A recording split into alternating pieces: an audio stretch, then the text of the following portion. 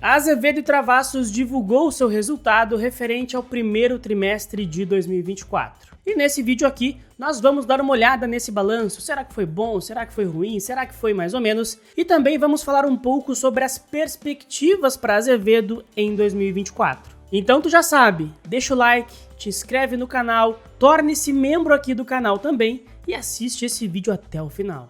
Vamos começar olhando para o pipeline da Azevedo.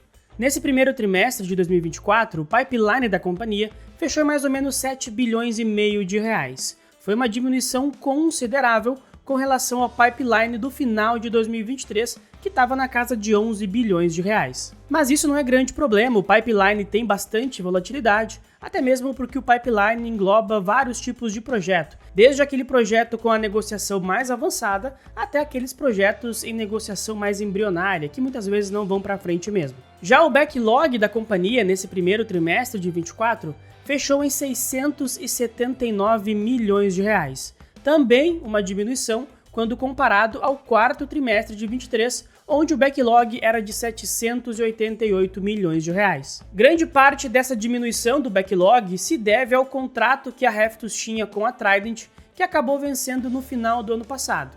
Então, naturalmente, ocorreu uma diminuição no backlog da companhia. No entanto, a situação do backlog da Azevedo ainda é bastante confortável.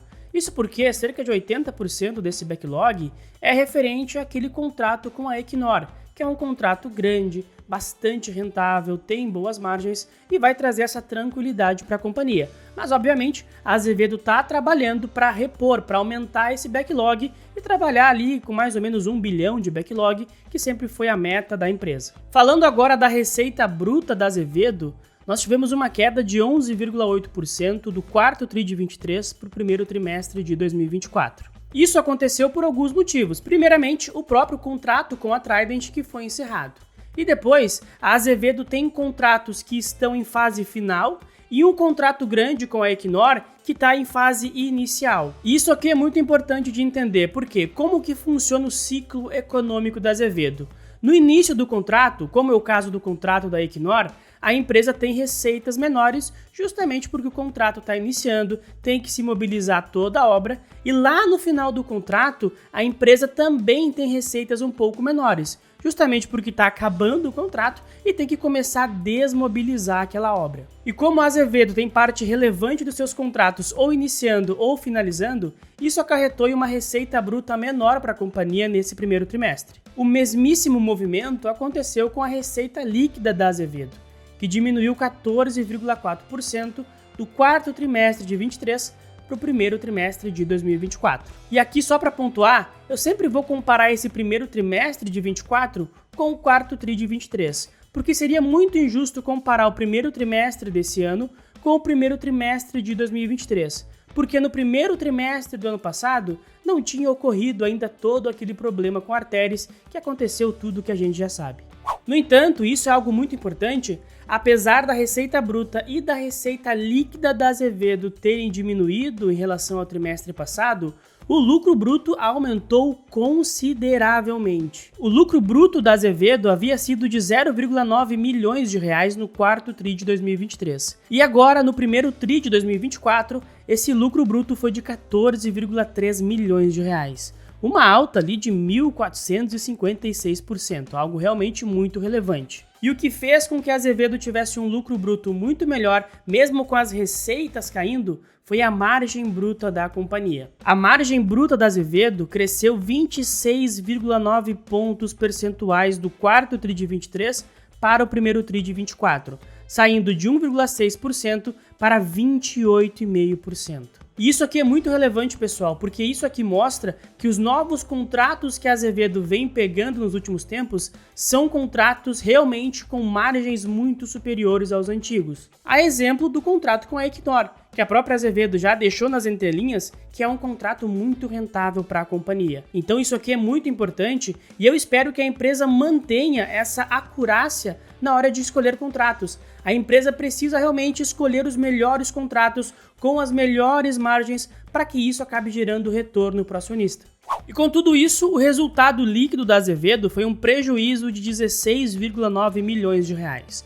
muito superior ao resultado do quarto TRI de 23, que havia sido um prejuízo líquido de 37,9 milhões de reais. Muito desse prejuízo líquido da Azevedo se deve às dívidas que a empresa segue pagando do passado, às renegociações que ela fez e, obviamente, alguns custos com a sua operação. Mas a tendência para a Azevedo é que à medida que esses contratos forem pegando tração e trazendo mais receita para a companhia e mantendo as margens altas, o resultado da Azevedo tende a melhorar e a gente tende a ver um resultado líquido cada vez melhor. Isso aqui só falando da Infra e da Reftos. Logo ali na frente vai ter o petróleo também, que certamente vai trazer um resultado muito superior para a companhia. E por falar em petróleo, foi comentado nesse call de resultados de hoje que o corpo técnico da Azevedo já está estruturando um projeto, um cronograma, para fazer a operação dos polos lá de Periquito, Periquito Leste, Concris, etc.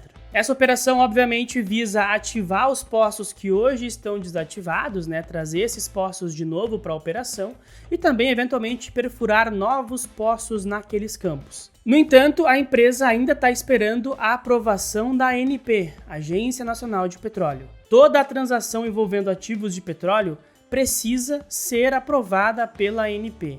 E esse processo geralmente costuma demorar alguns meses. O prazo de aprovação da ANP costuma variar entre 4 e 6 meses. Então, mais uns 2 ou 3 meses eu acredito que essa aprovação chegue para a Azevedo. E aí, de fato, a Azevedo entra na operação desses campos de petróleo e vai trabalhar para aumentar a produção, tentando atingir ali uma produção diária de 500 barris. E além disso, a empresa segue com outras negociações em andamento. Então, nos próximos meses, nós podemos ter novidades também nesse mérito.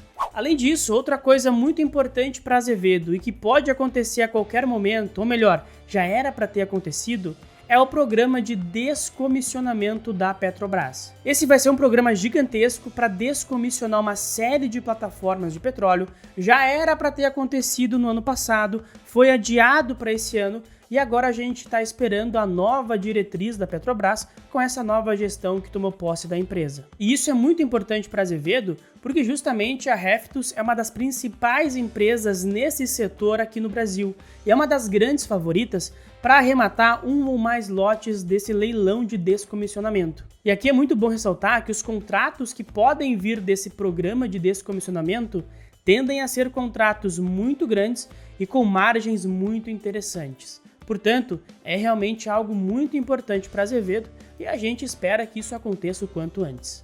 Por fim, então, para resumir, o resultado foi mais ou menos, na minha opinião. A gente teve uma diminuição na receita, mas por outro lado, a gente teve um aumento muito significativo na margem bruta. Eu espero que a Azevedo mantenha a margem em patamares elevados, quem sabe acima de 20%, o que seria muito bom, e que a empresa também consiga aumentar as suas receitas, aumentar o seu backlog ao decorrer desse ano. E, obviamente, nós esperamos que o negócio de petróleo ganhe tração o quanto antes, que a ANP aprove logo essa transação da Phoenix para a Azevedo, porque o negócio de petróleo é muito importante, é algo muito lucrativo e que vai trazer muito lucro para a companhia. E agora também esperamos que a Petrobras inicie logo seu plano, seu programa de descomissionamento de plataformas, porque isso também vai ser muito importante para a Azevedo. Antes de acabar o vídeo, não esquece de conferir os links tanto aqui na descrição quanto no comentário fixado.